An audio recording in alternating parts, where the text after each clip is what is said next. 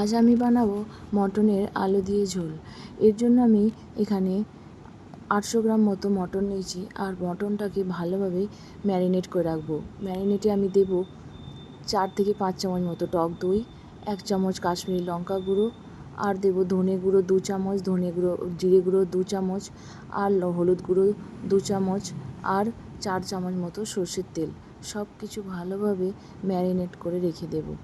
ভালোভাবে হাতে করে এইভাবে ম্যারিনেট করবে যাতে মাংসর মধ্যে সবটা ভালোভাবে পায়।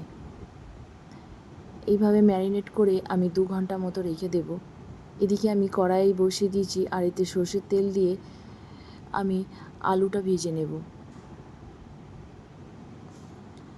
এক এক করে আলুগুলো আমি নুন আর একটু হলুদ দিয়ে সব ভেজে নেব।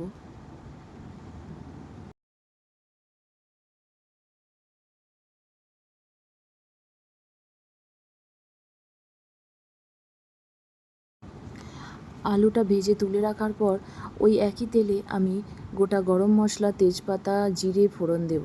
ফোড়ন দেওয়ার পর আমি এতে পেঁয়াজ কুচি দিয়ে দেব আর ভালোভাবে লাল লাল করে ভেজে নেব।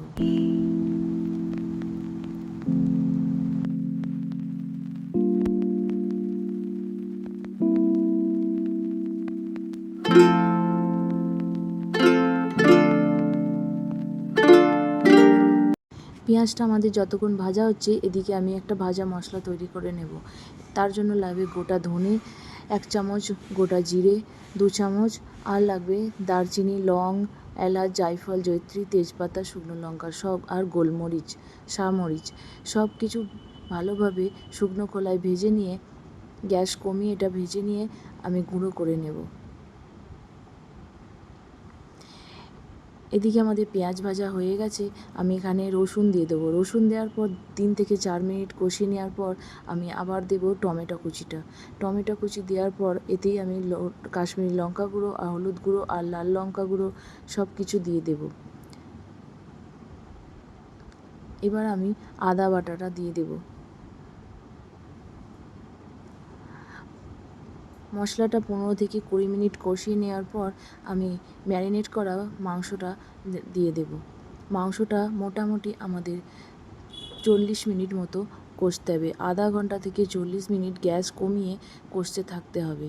যদি নিচেটা ধরে যায় তখন অল্প অল্প হালকা গরম জল দিতে হবে আর কষাতে থাকতে হবে।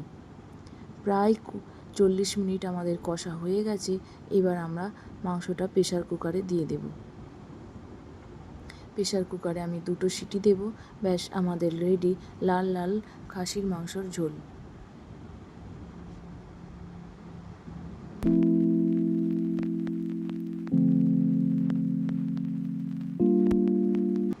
দুটো সিটি দেওয়ার পর আমি এখানে ছোটো চামচের 2 চামচ বা 1 চামচ মতো গরম মশলা অ্যাড করে আবার ঢাকনটা বন্ধ করে রেখে দেব কিছুক্ষণ। আমাদের রেডি গরম লাল লাল খাসির মাংসের ঝোল।